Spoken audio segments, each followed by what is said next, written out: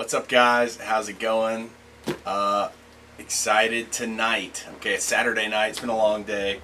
This package has been here for like 2 days. It's the Poetic Edda. I'm super excited. I've been so busy and haven't been able to open it, and it's just been like nagging at me in the back of my mind.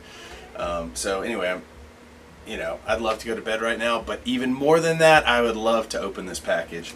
And I wanted to have it on video. I wanted to get those first impressions for you guys. And I didn't want to wait any longer. So this was Folio Society Limited Edition from a few years back. I'm not even sure what year it was, actually. I'll have to check once we get into this thing. And yeah, it's let's see here. There we go. Okay. Yeah, so anyway, it's a beautiful book. I mean, all the pictures I've ever seen of it just look fantastic. They look so pretty. It's like a red leather. And yeah, so let's see what we got to work with here. Nice. This was actually, it feels a little bigger than I was expecting it to, which is nice. It's nowhere near the size of the Wanderer. Let's see. Let me get this thing out of the way. Let's just get this down here. Okay. Ooh. Okay. So I can see the spine already, and it looks awesome.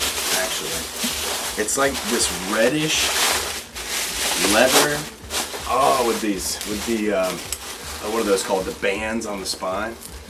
So this is out of print. I got it secondhand, so I got what I think is a fantastic deal off of an eBay seller, and I was very, very thrilled to get their affirmative response to my offer when I sent it in. So, it also kind of in the back of your head, you're like, oh man, like was there something wrong with it maybe, or like what?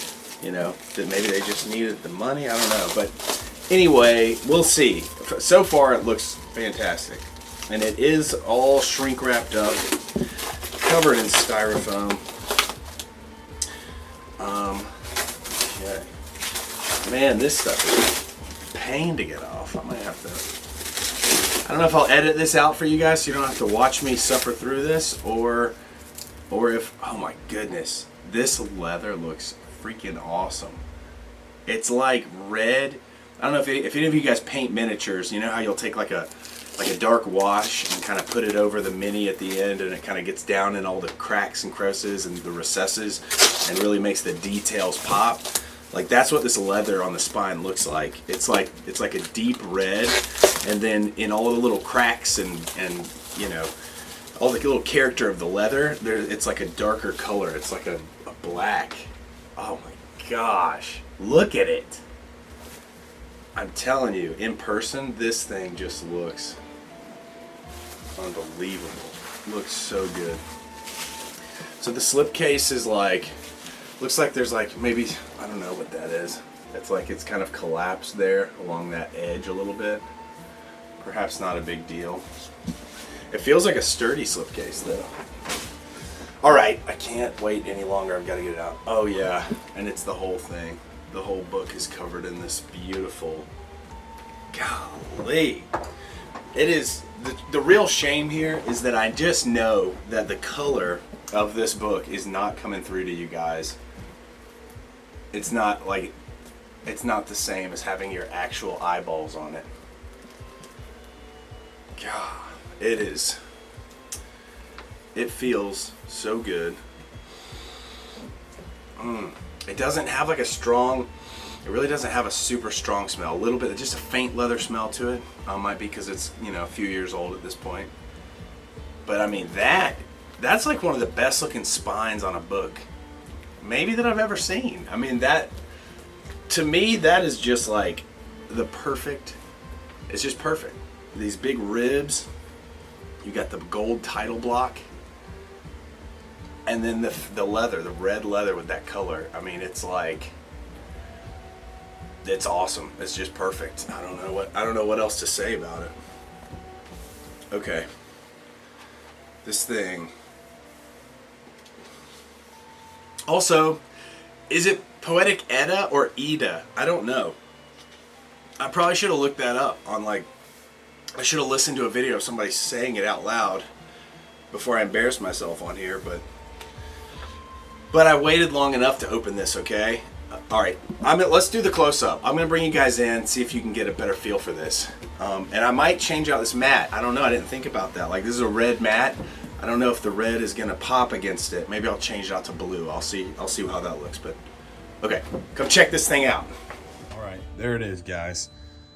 The slipcase is just sort of a plain brown. Again, there's this, I don't know what I mean, it feels like there's basically just this sort of little bit of a separation between like this board and then this board here. But overall, I think it's in fine shape. Again, not winning any style points on the slipcase here, Folio, but I mean, it's sturdy. And this is some nice thick boards, but oh my goodness, look at that. Look at the color. Look at the ribs, the coloring. It's just gorgeous. It is a gorgeous book. Feels great in the hand. I mean, this thing could be anything you want it to be, you know, just let your imagination run wild. This could be an ancient grimoire of forgotten arcane knowledge, you know. This could be it's just awesome. I'm just totally nerd out over this book. Okay, so kind of some plain end papers here, a little, you know, thick, kind of a almost cardboardy texture or something. Nicer than cardboard, but all right, let's see. This edition of the Poetic Edda has been typeset in Minion Pro, text print on Abbey Wove. Okay, so just Abbey Wove, nothing fancy there. Illustrations of the natural evolution of ivory papers, yada yada. 980 copies. All right, there you go. So this is a numbered edition. So you've got these tipped in on one side illustrations throughout. Illustrated by Simon Noyes. No yes. I'm sorry, Simon. I don't know how to say your name either. Okay, translation, Carolyn Warrington. Folio Society. Let's see what year it was. It's like printed in Germany. All right. So this is 2016 was the illustrations. I don't see the. Man, am I losing? Am I losing my mind here? I don't think I see the year. I see the 2014, but that looks like that was just the date of, you know, the last Oxford University Press edition, the revised edition in 2014. So, you know, illustrations 2016. So this thing was published sometime after 2016. I think it's safe to say. So here's the contents. You know, I'm familiar with a lot of these. Well, let me reverse that. I'm not familiar with a lot of these. I am familiar with some of these. So I'm looking forward to becoming familiar with a lot of these. Let's see here. Okay, here's our list of illustrations. Nice. Very cool. So yeah, the paper, you know, the paper feels fine. You've felt this paper before, guys. I mean, this is like some pretty typical Folio Society paper. It's nothing crazy. Listen, this is crazy. This is crazy, okay? This paper is not crazy. It's pretty normal. So yeah, this talks about, it's kind of an introduction, all the Old Norse cosmos, the gods and goddesses, giants and other beings, heroes, all this good stuff. So there's just some great context here for what you're gonna, what you know, the content, a little bit of, you know, how to read this stuff. Oh, nice genealogy of gods, giants, and heroes. Cool. Let's see here.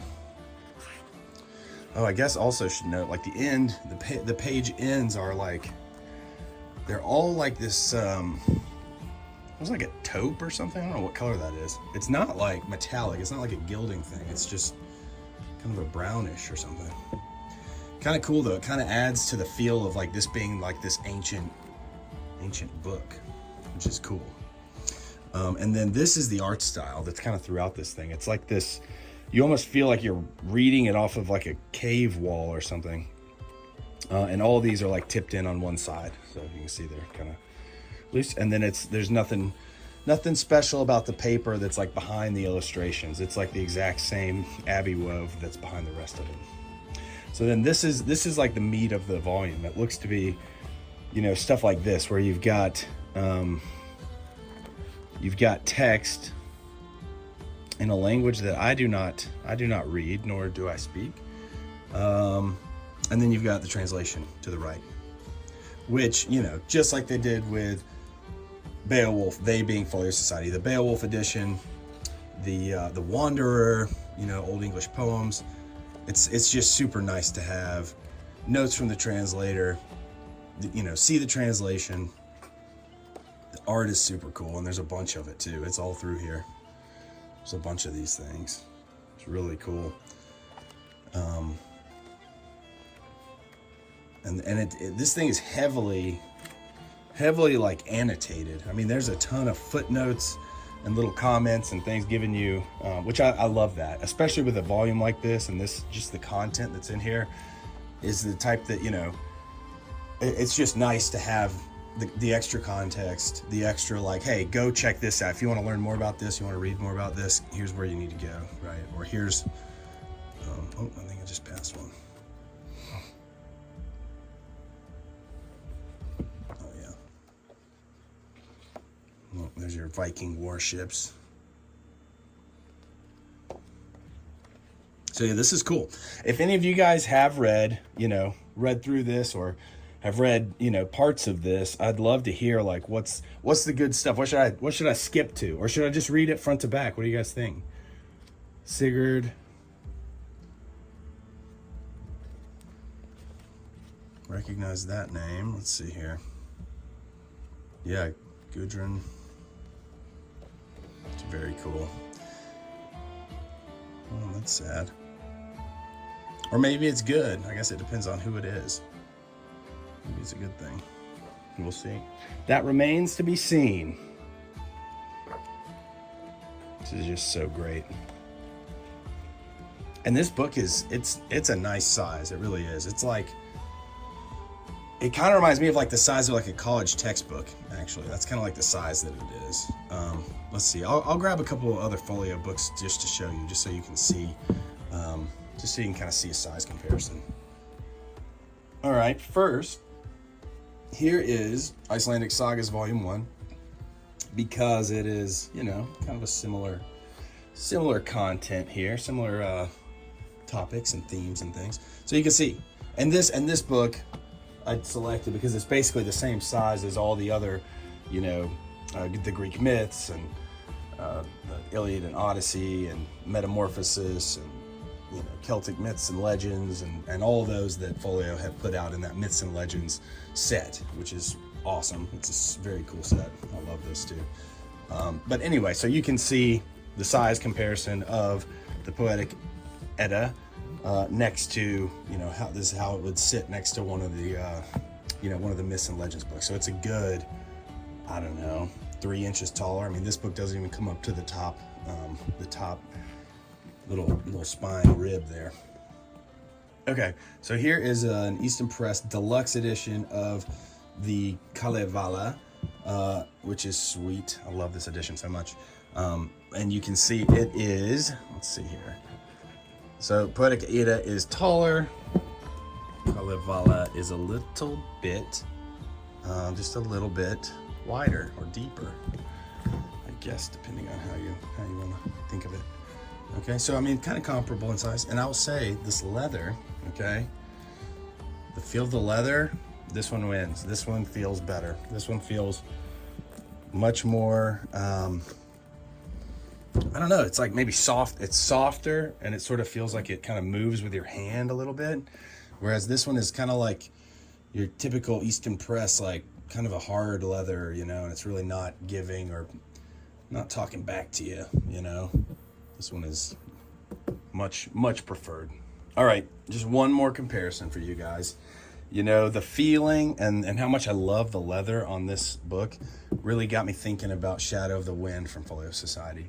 Now, looking at, you know, when you just have Shadow of the Wind by itself, it's great. It feels great. It looks great. you know, no complaints. It feel, you know, it's awesome. And actually, it's probably Abbey wove paper in here too. Actually, it's probably the exact same paper. I'd have to check. Anyway, I don't know. I'm not going to take the time to do it, but sitting next to it, I mean, look, this one really has got the presence. Look at, I mean, just like the sex appeal, right? I mean, just the presence of the Poetic Edda, it surpasses for sure. Now, the feel of the leather, they're both great. Man, they are both great. They're both fantastic, actually. You know what? This one feels a little bit more like Shadow of the Wind feels a little more like a leather jacket that I've had in the past, where it's almost a little bit tacky, right? Like it almost kind of, it's almost, yeah, like a little bit tacky, not tacky, but you know, it's soft, but it's like a little bit, I don't know how to describe it. And this guy, it feels a little drier, but it's still soft. It's really tough to say. You know, honestly, I probably prefer this one. But you know, it might just be a honeymoon phase thing, right? Like, I just got this guy, but I definitely love the coloring on this. I mean, just all the character that you get from the darkness, and then the, you know, whatever they did, whatever wash or finishing or whatever it was they did to this thing is phenomenal. I mean, they should do this all the time. Like, this is awesome, right? I mean, this is great. It really is, but it's much more of a consistent coloring, because it's like, that's just a piece of leather. This, it's like, it was a piece of leather. It's almost like they took this and then they did like one more step of like some sort of dyeing or coloring or something to it. And it changed the feel, kind of makes it feel like it's a little more sealed or something, right? Like maybe, I don't know, versus this being like just like raw leather. So anyway, there you go.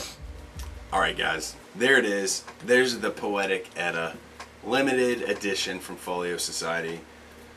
It's so beautiful. It's so nice. The binding, the production, the leather, it's fantastic. I mean, probably the absolute only criticism I could come up with would be like, you know, maybe some better paper. Like, come on, you know, come on, Folio Society, let's get some better paper. I mean, that being said, that could just be because I'm spoiled and this is the paper, you know, they use nice paper in a lot of their stuff, and this is, it's fine. It's a fine paper, but it's not like, it's not on the same level as like this, right? Like, this is next level. So, you know, other than that though, this is great, and I'm so excited to have this thing. You know, I think that the illustrations are cool. I think it's like, it really fits with like the theme here and like what this is, and it really like puts you in that mindset of, I don't know, it's just cool. It's just like it's something about the aura, the ambiance that it creates, right? Having sort of cave paintings, you know, as the illustrations in here is very cool. So, man, I'm so excited to have this thing. I'm excited to have it right next to the Wanderer and right next to all my other, you know, myths and legends and things like that along those lines. Yeah, and so anyway, I'm excited to like dig into this thing. Honestly, that's kind of the next step, is to start taking in some of this ancient writing, some of this knowledge. So anyway, if some of you guys have recommendations where I should start, let me know. Let me know what I should read, what I should check out. So anyway, I think that's about it. I don't know what else to say. I can only gush over the leather on this book and the spine on this book for so long, I guess, before I have to end the video. So anyway, thanks for watching. I'll see you guys on the next one.